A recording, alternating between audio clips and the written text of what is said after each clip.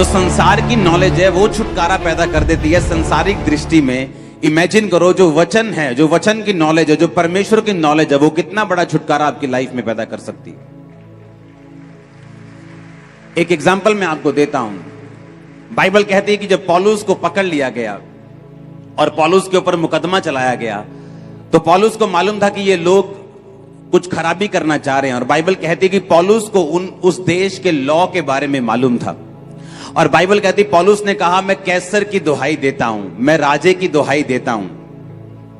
और उस देश में एक कानून था कि अगर कोई कैदी राजा की दुहाई दे तो उस पर नेक्स्ट मुकदमा राजा के सामने ही चलाया जा सकता है, दूसरे लोग उस पर मुकदमा नहीं चला सकते। और बाइबल कहती पौलुस को ये लॉ, ये कानून मालूम था। और जैसे ही उसे कैसर के सामने ले जाया गया, उसने अपनी गवाही कैसर को दी।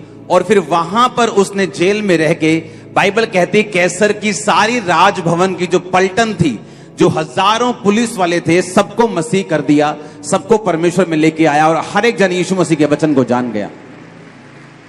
एक संसारिक नॉलेज जो थी, पौलुस को मालूम था कि इस देश का कानून जो वो क्या कहता है। और उस तरफ से जब उसको संसारिक नॉलेज थी, उस तरह से उसने कितना बड़ा छुटकारा अपनी लाइफ में हासिल किया।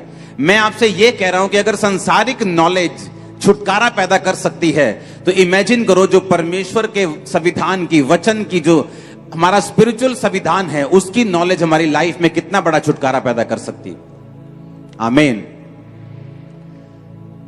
आज जब लोग, आपको मालूम, लोग आजकल जो माहौल पिछले दिनों में चल रहा था, लोग आपको बोलते थे, ये धर्म पर, इसने धर्म परिवर्तन किया है, इस पे केस कर दो। तो मैंने अपने जो मेंटरशिप के पास्टर्स थे, मैंने उनको समझाया। मैंने कहा अगर कोई आपको ये बोले कि तूने धर्म परिवर्तन कर लिया, तेरे पे केस करेंगे। आप जानते हैं लॉ के मुताबिक, इंडियन कानून के मुताबिक धर्म परिवर्तन करना पाप नहीं है और लॉ के खिलाफ नहीं है। आप लॉ के हिसाब से रोज धर्म चेंज कर सकते हैं और कानून आपको इजाजत देता है। कोई बंदा आप पर कुछ नहीं कर सकता। यहां तक कि, सुनो मेरी बात, लोगों को मालूम है ये बात कि हम धर्म नहीं बदलते हैं। हमने प्रीच किया है, हमने साबित किया है, लोगों ने साबित किया है, यहां आने वाले लोगों के नाम चेंज नहीं किए गए। उन्हें मालूम है ये बात कि हम धर्म नहीं बदलते, लेकिन फिर भी उनको कीड़ा है तंग करने का। और वो कैसे तंग करते हैं? तूने धर्म बदल लिया। और अगर आप लॉ के जानकार हों, अगर आपको लॉ का मालूम हो, अगर आप उसको आगे से पूछें कि इंडियन लॉ के मुताबिक क्या धर्म परिवर्तन करना अपराध है, अगर तो अपराध है तो मुझे अरेस्ट करो, अगर अपराध नहीं है तो मैं तुझे, जो मुझे लॉ के मुताबिक चलने से रोक रहा है, मैं तुझ पे कार्रवाई करवा सकता हूं और पुलिस को उस पे कार्रवाई करनी पड़ेगी। आपको पता है ये बात? यहां तक कि अगर आपके ऊपर कोई पुलिस वाला भी इस विषय पे केस करता है कि आप लोगों ने धर्म परिवर्तन किया, तो उस पर भी केस बनता है, उसको सस्पेंड किया जाता है। ऐसा हुआ है गुरदासपुर में, जहां हमारे लोगों को पकड़ के लेके गए और बोला कि धर्म परिवर्तन करवा रहे हैं। वो पुलिस वाला जो पकड़ के लेके गया वो सस्पेंड हुआ। क्योंकि आपको अगर लॉ की नॉलेज है, आपको यह मालूम होना चाहिए कि धर्म परिवर्तन करना अपराध नहीं, लालच देकर धर्म परिवर्तन करना अपराध है। और लोगों को मालूम है हम लालच नहीं देते, आपको भी मालूम है, हाँ या ना? अगर कोई ये बोलता है कि तूने लालच देकर धर्म परिवर्तन किया है, उसको बोलो प्रूफ कर। अगर तू प्रूफ नहीं कर पाया तो हम तुझ पे एक्शन लेंगे। अभी वो डर जाएंगे, मैं आपको बता रहा हूं। कोई बंदा प्रूफ नहीं कर पाया। जिस तरह एलियन है जी, एलियन यूएफओ दिखा, यूएफओ दिखा, बस वो एलियन दिखता है, ओरिजिनल में है नहीं। उसी तरह से धर्म परिवर्तन की बात सिर्फ एलियन है, कभी भी ओरिजिनल में साबित नहीं की जा सकती। 50 से 60 लाख लोग पंजाब में क्रिश्चियन है, अभी एक भी आप जगह साबित नहीं कर पाए कि हमने धर्म परिवर्तन लालच देके किया होगा, क्योंकि ये है ही नहीं। आमीन। मैं एक संसारिक नॉलेज की बात कर रहा हूं कि अगर आपको संसारिक नॉलेज है तो आप, अगर कोई आपसे बोले कि तूने धर्म, किसी भी बंदे को, दूसरे धर्म के बंदे को यह कहना कि मेरी चर्च में चल या मेरे धर्म को मान, तो ये सब छोड़ दे, ये भी अपराध नहीं है। आप किसी क्रिश्चियन को बोल सकते हो अपना क्रॉस उतार दे, चर्च में जाना बंद कर दे, हमारे धर्म में आ, ये अपराध नहीं है। आप लालच दे के बोलो, डरा के बोलो, धमका के बोलो, वो अपराध है। तो ये आपको अगर नॉलेज है तो ये आपके संसारिक छुटकारे का कारण बनती है। मैं आपको यह समझाने की कोशिश कर रहा हूं कि अगर एक संसारिक नॉलेज से आपको छुटकारा मिल सकता है, तो इमेजिन करो जो बाइबल की नॉलेज है, जो वचन की नॉलेज है, अगर आपको हो तो कितना बड़ा छुटकारा आप और आपका परिवार हासिल कर सकते हैं। इमेजिन करो, आज एक गवाही पाया हुआ विश्वासी और वो जो गवाही पे गवाही पाता जा रहा है, और दूसरा विश्वासी जो इंतजार कर रहा है, उन दोनों में एक ही फर्क है कि एक विश्वासी को यह समझ आ चुका है कि मुझे गवाही किस तरह से लेनी है। एक विश्वासी को समझ आ चुका है कि बाइबल के वचनों पे मुझे किस तरह से चलना है, मुझे किस तरह से परमेश्वर को प्रसन्न करना है, कौन सा काम मुझे नहीं करना, कौन सा काम मुझे करना है। जब उसे ये समझ आ जाती है, वो संविधान को समझ जाता है, बाइबल के संविधान को, बाइबल की आयतों को समझ जाता है, परमेश्वर के वचन को समझ जाता है, वो छुटकारे में एंटर करता है और उसका घराना भी छुटकारे में एंटर करता है। Hallelujah, hallelujah. मैंने अपनी लाइफ में बड़ा छुटकारा देखा है और मेरा विश्वास है कि मैं आपको गाइड कर सकता हूं उस छुटकारे के लिए जो आपको चाहिए। मैंने अपनी लाइफ में हर तरह का छुटकारा देखा है, वो मेरे परिवार का हो, मेरे आत्मा का हो, मेरे शरीर का हो, मेरे फाइनेंस का हो, हर तरह का डिलीवरेंस, हर तरह का छुटकारा, हर तरह के डिलीवरेंस मैंने अपनी लाइफ में ग्रहण किए। और मैं आपकी अगुवाई कर सकता हूं हर तरह के डिलीवरेंस को लेने के लिए। कुछ लोग बोलते हैं यीशु मसीह सिर्फ आत्मिक डिलीवरेंस दे सकता है, ऐसा नहीं। वो आपको शारीरिक भी डिलीवर कर सकता है, स्पिरिचुअल डिलीवरेंस दे सकता है, फाइनेंशियल डिलीवरेंस दे सकता है। उद्धार कई तरह का है, सिर्फ शारीरिक नहीं, सिर्फ चंगियाई नहीं, सिर्फ आत्मा का उद्धार नहीं, फाइनेंस का भी उद्धार है, देश का भी उद्धार है, परिवार का भी उद्धार है। हर तरह का उद्धार है बाइबल में जो परमेश्वर आपको दे सकता है, अगर सिर्फ हम उसके वचन को सुने ध्यान से तो। आमीन, हालेलुया।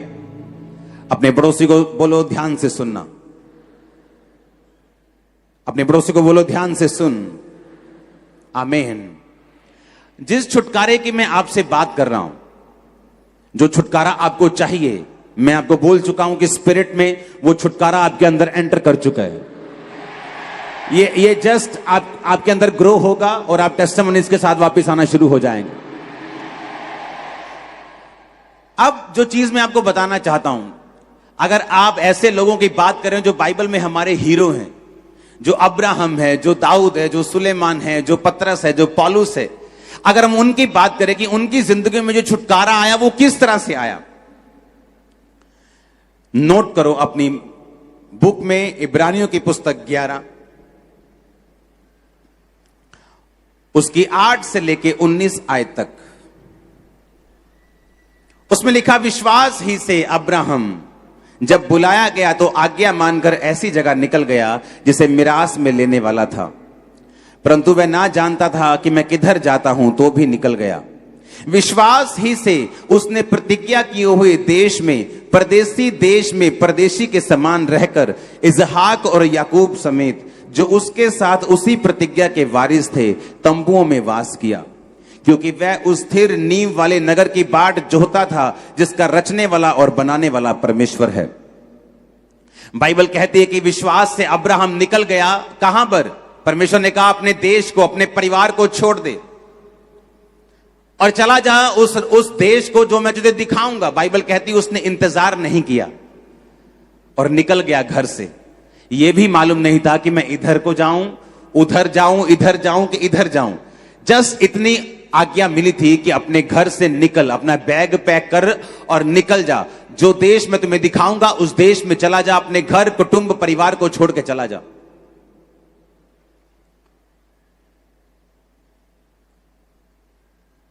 परमेश्वर ने कहा था जब महायाजक साल में एक बार गुनाहों के लिए लहू को बहाएंगे तो जो जानवर वो बलि करेंगे उसकी देह को छावनी के बाहर जलाया जाएगा।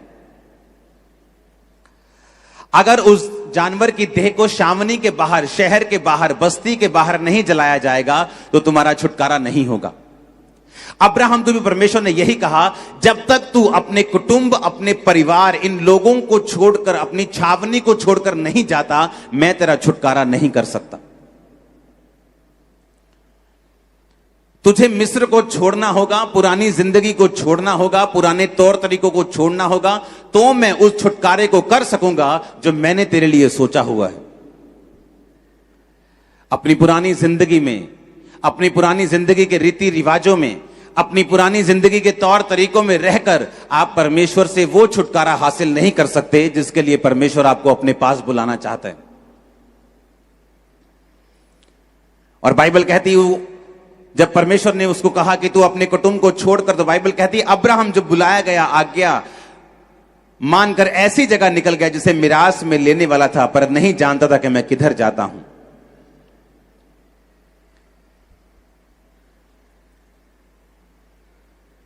पहला कारण छुटकारे का, आपको पुरानी जिंदगी से निकलना पड़ेगा अगर आप छुटकारा चाहते हैं तो। नोट करो, पुरानी जिंदगी में रहकर, उसके तौर तरीकों से रहकर आप नए छुटकारे को हासिल नहीं कर सकते। व्यवस्था विवरण 18 उसकी 9 से 13 आयत में लिखा हुआ, मैं इसको पढ़ूंगा, आप इसको सिर्फ सुनेंगे। जब तू उस देश में पहुंचे जो तेरा परमेश्वर यहोवा तुझे देता है, तब वहां की जातियों के अनुसार घिनौना काम करना ना सीखना।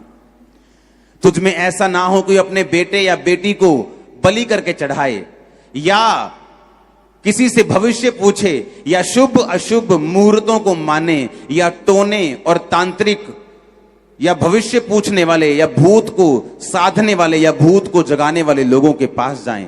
जितने ऐसे काम करते वो यहोवा के लिए घृणित हैं। मेरी दाहिनी आंख फड़क रही है, आज कुछ अच्छा होगा। मेरी बाहिनी आंख फड़क रही है, आज कुछ बुरा होगा। परमेश्वर कहता है जब तक तुम इन चीजों से नहीं निकलोगे, मेरा किया हुआ छुटकारा तुम्हें कभी नहीं मिलेगा। मैं घर से निकलूंगा 12:15 बजे, 11:45 नहीं निकलूंगा। मैं इस दिन को कार नहीं खरीदूंगा, मैं इस दिन को यह चीज नहीं लूंगा। परमेश्वर ने कहा जब तक तुम अशुभ और शुभ मुहूर्तों को मानते रहोगे, मैं तुम्हारा छुटकारा नहीं कर पाऊंगा।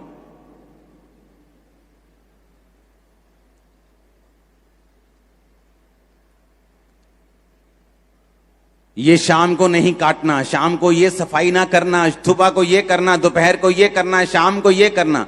परमेश्वर ने कहा जब तक तुम इन चीजों को मानते रहोगे, मैं तुम्हारा छुटकारा कभी नहीं करूंगा।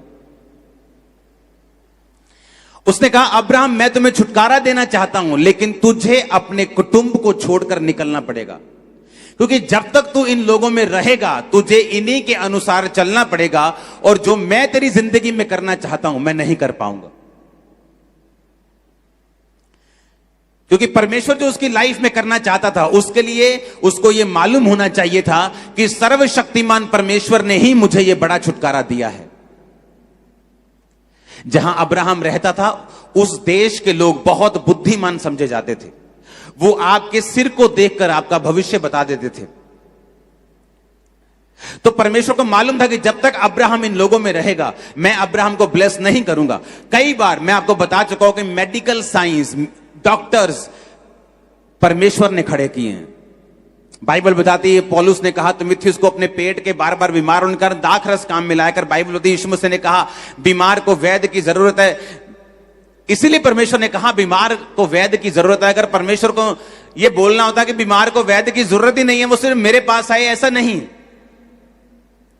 लेकिन कई बार परमेश्वर वैद्य की दवाई, मेडिकल साइंस को काम नहीं करने देता, ताकि आपको यह मालूम हो कि आपकी लाइफ में जो हीलिंग हुई है वो सिर्फ परमेश्वर ही कर सकता था और उसी ने की है। इसलिए हम ऑपरेशंस के खिलाफ नहीं है, हम दवाइयों के खिलाफ नहीं है। हम लोगों को यही बोलते हैं आप पर हीलिंग की प्रार्थना हुई है, डॉक्टर कंफर्म करेंगे कि आपके पेट का रोग चला जा चुका है, आपका कैंसर खत्म हो चुका है, आपको दवाई की जरूरत नहीं। डॉक्टर आपको बोलेगा दवाई की जरूरत नहीं, हम आपको नहीं कहेंगे दवाई की जरूरत नहीं। हम क्यों कहेंगे? आप मेरी बात समझ रहे कि नहीं? परमेश्वर ने कहा बीमारों को वैद्य की जरूरत है। अब यहां पर जब परमेश्वर को मालूम था कि मैं अब्राहम को जो ब्लेस करना चाहता हूं, इसको अपना बेटा, अपना वंश देना चाहता हूं। 75 साल का था अब्राहम और अभी तक उसके बच्चा नहीं हुआ था। लेकिन परमेश्वर को मालूम था कि पुरानी जिंदगी में रहते हुए, पुराने सब मुहूर्तों को, अशुभ अशुभ शुभ चीजों को मानते हुए मैं अब्राहम का बड़ा छुटकारा नहीं कर सकता। इसलिए परमेश्वर ने कहा, जब परमेश्वर आपको कोई बात करने के लिए कहता है, जैसे परमेश्वर ने मेरे दोस्त सारे छुड़वा दिए जब मैं मसीह में आया, एक भी दोस्त नहीं था मेरे पुरानी जिंदगी का जिससे मैं रोज बात कर सकूं। क्या करता मैं उनसे बात करके? वो सिर्फ दारू की बात करते, नशे की बात करते, लड़कियों की बात करते, और कोई बात वो नहीं करते। और धीरे धीरे परमेश्वर ने वो दोस्त 1-2 महीने में मेरे छुड़वा दिए, क्योंकि परमेश्वर जानता था कि जब तक ये पुरानी जिंदगी में रहेगा, एक बड़ा छुटकारा, एक बड़ी लाइफ, एक बड़ी योजना जो मैं इसे दिखा रहा हूं, ये देख नहीं पाएगा। उसके लिए मुझे पहले इसको अलग करना पड़ेगा, अलग करके तैयार करना पड़ेगा, और उसके बाद मैं इसे सिखाऊंगा, समझाऊंगा, खड़ा करूंगा, छुटकारा दूंगा, जैसा आज आपके सामने है। तो परमेश्वर को मालूम था ये चीज कि मुझे इसको तैयार करना है। जब कुम्हार मिट्टी बनाने के लिए बर्तन को तैयार करता है तो वो क्या करता है? पहले ग्राउंड में से एक ग्राउंड में से एक जगह से मिट्टी को इकट्ठा ही करता है वो। अगर बर्तन बोले कि नहीं मुझे बर्तन भी बनना है, मुझे सबसे अलग भी दिखना है, मुझे वो मिट्टी नहीं बनना जो पैरों के नीचे आती है, मुझे वो बर्तन बनना है जो मुंह से लगाया जाता है, लेकिन मुझे इसी मिट्टी में रहना है, मुझे इसी ग्राउंड में रहना है, तो ऐसा पॉसिबल नहीं। उसे उस ग्राउंड से निकालना पड़ेगा अगर उसे मिट्टी का बर्तन बनना है तो। बाइबल कहती है जब उसे ग्राउंड से निकाला जाएगा, उसे अलग ले जाया जाएगा, और फिर उस पर क्या होता है? उसको बपतिस्मा दिया जाता है, मिट्टी को गीला किया जाता है, मिट्टी को गूंथा जाता है। इसलिए बपतिस्मे के बिना कभी भी आपका छुटकारा नहीं होता, बाइबल कहती है। और जब आपका बपतिस्मा दिया जाता है, मिट्टी को बपतिस्मा देने के बाद उसे गूंथा जाता है, उसे मारा जाता है, जैसे परमेश्वर आपकी परीक्षा करता है, उसमें से रोड़ों को, उसमें से वट्टों को निकाला जाता है, जिस तरह परमेश्वर आपकी कमियों को निकालता है। आपको छुटकारा देने से पहले, आपको मनपसंद बर्तन बनाने से पहले वो आपके व्यभिचार को निकालता है, चोरी को निकालता है, मूर्ति पूजा को निकालता है, वो चीजों को खत्म करता है जो आपकी लाइफ में सही नहीं। उसके बाद क्या करता है? जब आप में से अशुद्धियां खत्म हो जाती, फिर वो आपको बर्तन के ऊपर, उस मिट्टी की मशीन के ऊपर रखता है, अंदर से सहारा देता है, बाहर से ठोकता है। परमेश्वर आपको परीक्षा में डालता है, अंदर से सहारा भी देता है ताकि आपको अच्छी शेप दी जा सके। उसके बाद वो आपको आग में रखता है, कई बार परख में रखता है, आग की परख में रखता है। उस परख के बाद जब आप निकलते हैं, फिर आप एक ऐसा बर्तन होते हैं जो अपने घर ले जाकर लोग मुंह से लगाना चाहते हैं। एक बात याद रखो, हर चीज के लिए छुटकारा दिया गया है, हर चीज के लिए प्राइस पे किया गया है। अगर आज इंडिया आजाद है, इसके लिए प्राइस पे किया गया है, लोगों ने अपनी कुर्बानियां दी हैं। अगर आज आप आराम से यहां बैठे हैं तो फौजियों की कुर्बानियां आज भी हो रही हैं बॉर्डर के ऊपर। इसलिए यह बात हमेशा याद रखो कि अगर कोई छुटकारा आपको चाहिए, उसके लिए आज भी आपको उस छुटकारे के लिए कुर्बानी देनी होगी।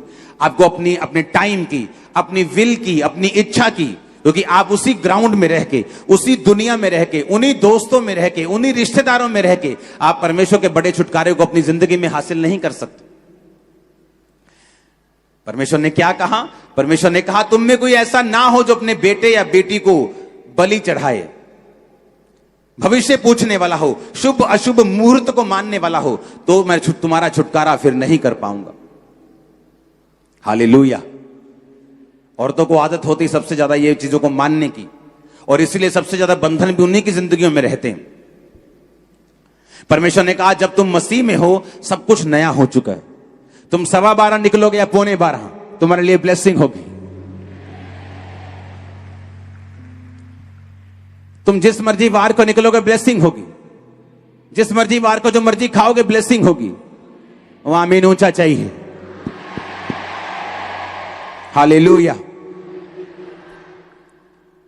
यहां पे अब्राहम को छुटकारा कैसे मिला? बाइबल कहती उसने परमेश्वर की आवाज को सुना कि अगर परमेश्वर मुझसे कह रहा है तो ये मेरे फायदे के लिए है।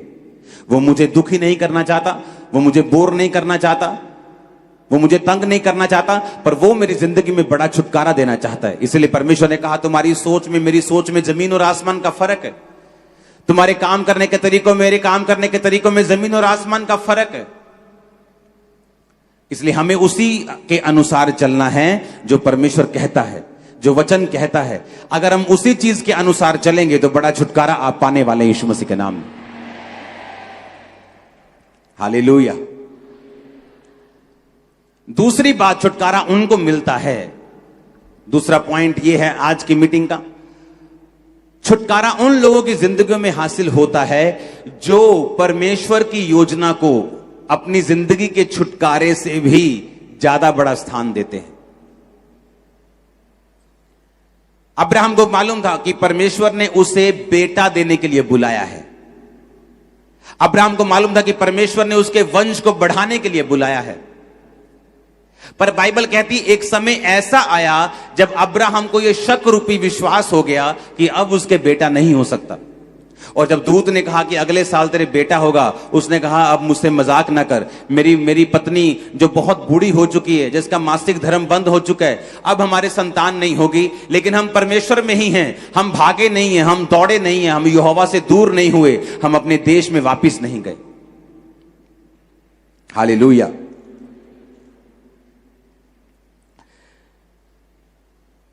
उसने कहा उन्होंने पराये देश में परदेसी के समान उन दिनों को बिताया जब लोगों की जिंदगी में गवाही नहीं बनती। उनके अपने लोग उन्हें खींचते हैं, पुरानी जिंदगी उन्हें खींचती है, पुराने लोग, पुराने रीति रिवाज, पुराने रिश्तेदार उन्हें खींचते हैं, शैतान उन्हें खींचने की कोशिश करते हैं। लेकिन जब अब्राहम को मालूम होगा कि मैं जिस परमेश्वर के पीछे चला हूं, ये जीवित परमेश्वर है, एकमात्र परमेश्वर है, बाइबल कहती परदेसी के समान उसने जीवन बिताया। और उसको एक दिन यकीन हो गया कि अब मेरे बच्चा भी नहीं होगा, तो भी उसने परमेश्वर की आराधना करनी नहीं छोड़ी। किन लोगों की जिंदगी में छुटकारा एंटर करता है, किन लोगों की जिंदगी में छुटकारा जाता है? वो लोग जो परमेश्वर को, उसकी योजना को अपने छुटकारे से भी ज्यादा प्यार करते हैं, अपनी हीलिंग से ज्यादा प्यार करते हैं, अपनी प्रार्थना के उत्तर से कम परमेश्वर से ज्यादा प्यार करते हैं। उन लोगों की जिंदगी में छुटकारा एंटर करते हैं। बाइबल कहती जब परमेश्वर ने, जब हम उत्पत्ति 22 उसकी 1 से 13 आयत में पढ़ते हैं, तो परमेश्वर ने एक बार अब्राहम को कहा कि जा और फलाने फलाने पहाड़ पर जाके, फिर अब्राहम इन बातों के पश्चात ऐसा हुआ कि परमेश्वर ने अब्राहम से कहा कि हे अब्राहम, उसने कहा देख मैं यहां हूं। उसने कहा अपने पुत्र को, अर्थात एकलौते पुत्र इसहाक को जिससे तू प्रेम रखता है, संग लेकर मोरिया देश में चला जा और वहां एक पहाड़ के ऊपर जो मैं तुझे दिखाऊंगा, वहां उसकी बलि देना। हालेलुया। अब जब परमेश्वर ने उसको बलि देने के लिए कहा, तो बाइबल कहती उसने अपनी पत्नी से भी सलाह नहीं की। उसको मालूम था मैं सलाह मशवरे में पड़ जाऊंगा तो मैं आत्मा से हट जाऊंगा। उसने अपने बेटे को तैयार किया, उसने अपने गधों को तैयार किया, अपने सेवकों को तैयार किया, अपने बेटे को बिठाया, सब कुछ लिया, साथ में छुरी ली और निकल गया। रास्ते में उसका बेटा पूछता रहा कि पिता सारा कुछ हमारे पास है, लकड़ी है, सब कुछ है, लेकिन बलि कहां है, होम बलि की भेड़ कहां है? तो उसने कहा बेटा परमेश्वर इंतजाम करेगा उस भेड़ का। उस बेटे को इतना भी मालूम नहीं था कि मैं ही वो भेड़ हूं जो आज कुर्बान होने जा रही। सुनो मेरी बात, जब वहां पे पहुंचा पहाड़ के पास, तो जब उस पे छुरी बढ़ाकर इसहाक के गले को काटने लगा, तो आवाज आई कि अब्राहम अब्राहम, अपने बेटे को मत मार, अपने लड़के पे हाथ मत बढ़ा, क्योंकि तूने जो अपने निज पुत्र को भी नहीं रख छोड़ा, इस कारण मैं जान गया हूं कि तू परमेश्वर का भय मानता है। जब परमेश्वर आपको छुटकारा देता है तो वो आपका कर्जदार नहीं है। परमेश्वर ने कोई आपका कर्जा नहीं देना। अगर उसने आपको अपने पास बुलाया तो वो आपका कर्जदार नहीं है। वो आपका कर्जदार नहीं कि उसने आपको छुटकारा देना ही देना है, नहीं तो लोग क्या कहेंगे, उसे कोई परवाह नहीं है लोग क्या कहेंगे। जब परमेश्वर आपको पुत्र बना लेता है तो वो देखता है कि जो पुत्र की वारिस की, जो मेरे वारिस की चीजें हैं, जो आपकी मिरास है, जो आपकी ब्लेसिंग्स हैं, उनको देने से पहले मैं ये जांच लूं कि ये मेरा बेटा है या नाजायज संतान है, बाइबल कहती है। अब अब्राहम को यह चीज मालूम थी कि परमेश्वर होम बलि इंसानों की नहीं लेता, लेकिन परमेश्वर ने जानबूझ के उसकी परीक्षा की, जा और अपने बेटे को चढ़ा दे। वो बेटा इमेजिन करो जो 25 साल की परीक्षा के बाद अब्राहम को मिला था, और उस बेटे को बाइबल कहती ये सोच के अब्राहम चढ़ाने के लिए गया कि जब अंत के दिनों में हम सब जी उठेंगे तो मेरा बेटा भी जी उठेगा। इमेजिन करो किस लेवल का प्यार वो परमेश्वर से करता था, किस लेवल की आज्ञाकारिता में वो था, कि जो वायदा परमेश्वर ने उसके साथ किया था।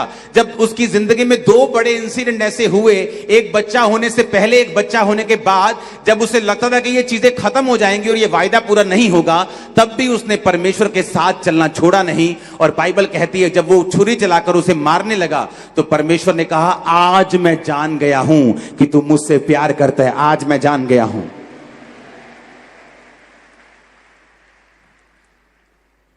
और परमेश्वर ने फिर कहा अब मैं तुझसे बड़ी जाति बनाऊंगा, अब मैं वो सारे वायदे तेरी जिंदगी में पूरा करूंगा। मेरा परमेश्वर आपको अब्राहम के समान बढ़ाए, वो आपकी जाति को इसहाक के समान बढ़ाए, वो आपके लोगों को अपने समान बढ़ाए। आमीन। ऊंचा ये बरकत आपकी है। Hallelujah, hallelujah. बाइबल कहती जब अब्राहम ने इधर उधर देखा तो वहां भेड़ फंसी हुई थी। जब उसने देखा, आंखें उठाई तो क्या देखा कि एक मेढ़ा, 11-13 आयत में लिखा, एक सींगों के समेत अपनी झाड़ी में फंसा था। आप जानते हैं अब्राहम जब घर से निकला, मैं आपको वचन इसलिए सिखा रहा हूं कि आपको मालूम हो कि अगर किसी ने छुटकारा पाया है तो इत्तेफाकन नहीं पाया। उसकी जिंदगी में कोई इत्तेफाक नहीं हुआ, या परमेश्वर ने पार्शलिटी नहीं की, इसको दूंगा, इसको नहीं दूंगा, इसको दूंगा, ऐसा नहीं किया। अगर उसने छुटकारा पाया तो उसके पीछे कारण क्या था कि उसने एक बड़े छुटकारे को अपनी जिंदगी में हासिल किया। बाइबल कहती जब उसने इधर उधर देखा तो एक मेढ़ा झाड़ियों में, लकड़ियों में फंसा हुआ था। आप जानते जब अब्राहम घर से निकला तो वो लकड़ियां लेकर निकला था। वो ये भी सोच सकता था कि लकड़ियां मैं पहाड़ पे जाके ले लूंगा, पहाड़ में भी तो लकड़ियां हैं ना, उन्हीं लकड़ियों में तो वो मेढ़ा फंसा हुआ था, हां या ना। लेकिन अब्राहम इस कॉन्शियसनेस में था कि जो लकड़ी मैं परमेश्वर के लिए यूज करूंगा वो मेरे अपने घर की होनी चाहिए। मैं जो ऑफरिंग परमेश्वर को दे रहा हूं मैं उसे फ्री में कहीं से हासिल नहीं करूंगा। जिस जगह पर दाऊद को परमेश्वर ने दर्शन दिया, उस जगह को दाऊद ने खरीदना चाहा तो खरीदार ने कहा तू ऐसे ही मुझसे ले ले। उसने कहा मैं इस जगह का पूरा प्राइस तुझे दूंगा, मैं यहोवा की कोई भी चीज को फ्री में नहीं करूंगा। ये एक निशानी थी अब्राहम के बोने वाले जीवन की, कि वो कॉन्शियस रखता था कि परमेश्वर के लिए मैंने कुछ भी ऐसा नहीं करना जो फ्री में हो। उसे मालूम था, घर से लकड़ियां लेके वो चला और बाइबल कहती परमेश्वर ने भेड़ का इंतजाम किया। अगर कोई ऐसा होता जो लकड़ियां भी वहीं से लेता तो शायद वहां लकड़ियां खत्म हो चुकी होती तो भेड़ा किसी लकड़ी में फंसता ना। जब आपके दिमाग में, आपकी स्पिरिट में यह बात आ चुकी है कि मुझे बोना है, आपकी स्पिरिट में यह बात आ चुकी है मुझे अलग टाइम में रहना है, आपकी स्पिरिट में यह बात आ चुकी मैं मसीह में हूं, पुरानी बातें बीत गई, जब मैंने बपतिस्मा लिया तो शुभ अशुभ मुहूर्त सब खत्म हो गए, सब आंखों का फड़कना बंद हो गया, सब 12:15 पौने 12 खत्म हो गए, सब तरह के जादू टोने टोटके सब खत्म हो गए। अब मैं मसीह में आजाद हूं, परमेश्वर मेरे साथ है, उसका आत्मा मेरे साथ है, जब मेरी मर्जी में जाऊं खुदाबंद मेरे साथ रहेगा। That's it. उस दिन आप छुटकारे में एंटर कर जाएंगे, उस दिन आपका छुटकारा हो जाएगा, उस दिन आप समझ जाएंगे कि परमेश्वर ने आपको फ्री होने के लिए बुलाया है। हालेलुया, जोर से बोलो हालेलुया, आमीन। अब्राहम के अंदर यह आदत थी कि अब्राहम ने अपने छुटकारे को खुदावन से कम प्यार किया है।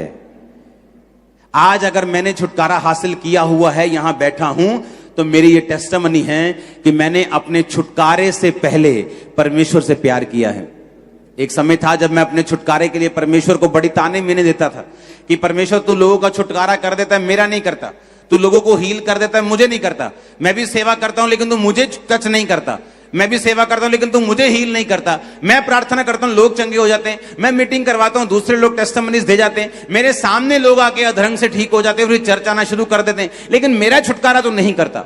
लेकिन मैं ये नहीं जानता था कि परमेश्वर की योजना मेरी जिंदगी में बड़ी है और वो मुझे छुटकारा देना चाहता है, लेकिन वो मुझे ट्रेन कर रहा था कि अगर मैं छुटकारा ना भी पाऊं तो क्या मैं सेवा करने के लिए तैयार हूं, क्या परमेश्वर को मानने के लिए तैयार हूं, क्या उसकी सेवा करने के लिए उसको प्यार करने के लिए तैयार हूं। जितने लोगों को छुटकारा चाहिए, ये बात को इमेजिन करके, सोच के अपनी जिंदगी में पकड़ के रखना, गंड बन के रखे हो पंजाबी च कहते हैं। अगर अपने छुटकारे को परमेश्वर से ज्यादा प्यार करोगे तो छुटकारा कभी आपको हासिल नहीं होगा। सबसे पहला प्यार आपको परमेश्वर को करना है। बाइबल कहती है अब्राहम ये जानकर भी कि अब मेरे बच्चा नहीं होगा, उसने यहोवा को नहीं छोड़ा। ये जानकर भी जो बच्चा हो गया है अब इतने सालों बाद और बड़ा हो गया है, फिर भी कुर्बान करने के लिए चल पड़ा बिना किसी सलाह मशवरे के।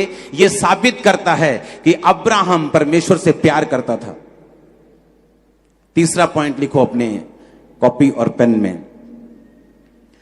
अगर आपका ध्यान आत्मिक नहीं है तो भी आपकी जिंदगी में आपको छुटकारा नहीं मिलता। जितने लोग सिर्फ चंगाई को ढूंढते हैं, सिर्फ बरकत को ढूंढते हैं, सिर्फ मेरा डाइवोर्स कैंसिल हो जाए, सिर्फ मेरा एक्सीडेंट ये मैं ठीक हो जाऊं, और उन्हें आत्मिक जिंदगी से कोई लेना देना नहीं। प्रार्थना की है नहीं की, चोरी की आदत है कि नहीं है, व्यभिचार करते हैं कि नहीं करते, हम अभी भी शुभ अशुभ मुहूर्तों को मानते हैं कि नहीं मानते, हम ये काम करते हैं कि नहीं करते, उनको कोई मतलब नहीं। उनको अपनी आत्मिक जिंदगी से कोई मतलब नहीं। प्रार्थना की है कि नहीं, कोई मतलब नहीं। वचन पढ़ते हैं, बाइबल पढ़ते हैं कि नहीं पढ़ते, रोजा रखते हैं, गालियां निकालते हैं कि नहीं, उन्हें कोई मतलब नहीं। बाइबल कहती है, जब हम इब्रानियों की पुस्तक 11 उसकी 10 आयत को पढ़ते हैं तो वहां लिखा, क्योंकि वह उस स्थिर नींव वाले नगर की बाट जोता था जिसका रचने वाला और बनाने वाला परमेश्वर है। बाइबल कहती है कि जब अब्राहम को यह मालूम हो गया कि मेरे बच्चा नहीं होगा, तो क्या ऐसी सोच थी उसके दिमाग में जिस सोच ने उसको ये परमेश्वर में बनाए रखने पर मजबूर कर दिया कि अब तेरे बच्चा नहीं होगा तो आगे क्या। बाइबल कहती वो उस स्थिर रहने वाले, फिर से पढ़ेंगे 10 आयत को, क्योंकि वह उस स्थिर नींव वाले नगर की बाट जोहता था जिसका रचने वाला और बनाने वाला परमेश्वर है। बाइबल कहती है धरती और पृथ्वी, धरती और आसमान हिलाए जाएंगे। धरती पर कोई भी नगर स्थिर नींव वाला नहीं है। धरती का कोई भी नगर स्थिर नींव वाला नहीं है, क्योंकि बाइबल कहती है कि धरती और आसमान हिलाए जाएंगे। जब आगमन होगा, जब न्याय होगा तो ये हिलाए जाएंगे। ये किस स्थिर नींव वाले नगर की परमेश्वर बात कर रहे हैं? परमेश्वर हेवन की बात कर रहे हैं। जब अब्राहम को ये बात मालूम हो गई कि मैं शायद ये छुटकारा ना पाऊं, तो बाइबल कहती उसने ये सोच लिया था कि कोई बात नहीं, अगर मैं इस दुनिया में आशीषित इस आशीष से नहीं हुआ तो भी मैं स्वर्ग में जा रहा हूं, मैं उद्धार पा चुका हूं, मैं यहोवा के पास जा रहा हूं। कोई भी विश्वासी अगर इस सोच को नहीं रखता तो मैं आपको बता सकता हूं लाइफ में कहीं ना कहीं जाकर वो छुटकारे को नहीं हासिल कर पाएगा और कहीं ना कहीं जाकर वो अटक जाएगा। कहीं ना कहीं जाकर शैतान उसे फंसा लेगा, कहीं ना कहीं जाकर उसकी ग्रोथ, उसकी जिंदगी की आत्मिक ग्रोथ, उसका कहीं ना कहीं वो स्टक हो जाएगा, कहीं ना कहीं वो फंस जाएगा अगर उसकी सोच ये नहीं है। बाइबल कहती जब अब्राहम को विश्वास हो गया कि अब मेरी जिंदगी में बेटा नहीं होगा, बाइबल कहती किस कारण वो बना रहा परमेश्वर में, क्योंकि वो स्थिर नींव वाले नगर की बाट जोहता था जिसका रचने वाला और बनाने वाला परमेश्वर है। अब्राहम ये सोच चुका था कि कोई बात नहीं, अगर ये ब्लेसिंग मेरी लाइफ में नहीं है मैं स्वर्ग जा रहा हूं। कोई बात नहीं, अगर बेटा नहीं हुआ मैं स्वर्ग जा रहा हूं। कोई बात नहीं, अगर फाइनेंशियल ब्लेसिंग नहीं है मैं स्वर्ग जा रहा हूं। कोई बात नहीं, अगर हीलिंग नहीं हुई मैं स्वर्ग जा रहा हूं। परमेश्वर ने कहा अगर तुम्हारा ऐसा विश्वास नहीं है तो शैतान तुम्हारे अंदर रुकावटों को पैदा करेगा, तुम्हारी हीलिंग में रुकावट होगी, तुम्हारे छुटकारे में रुकावट होगी, क्योंकि शैतान को अगर ये बात समझ आ गई कि अगर वो तुम्हारी हीलिंग को रोक ले तो तुम परमेश्वर से रुक जाओगे, वो तुम्हारी हीलिंग को रोक लेगा। क्योंकि शैतान को वो बड़ा इंटरेस्टेड है तुम्हारे उद्धार को खत्म करने के लिए। वो बड़ा इंटरेस्टेड है कि तुम्हारा उद्धार जो है वो कभी ना हो। वो बड़ा उसको तुम्हारी हीलिंग रोकने से कोई लेना देना नहीं। उसको हीलिंग ना हो, छुटकारा हो, पैसे की बरकत मिले, उसको कोई लेना देना नहीं।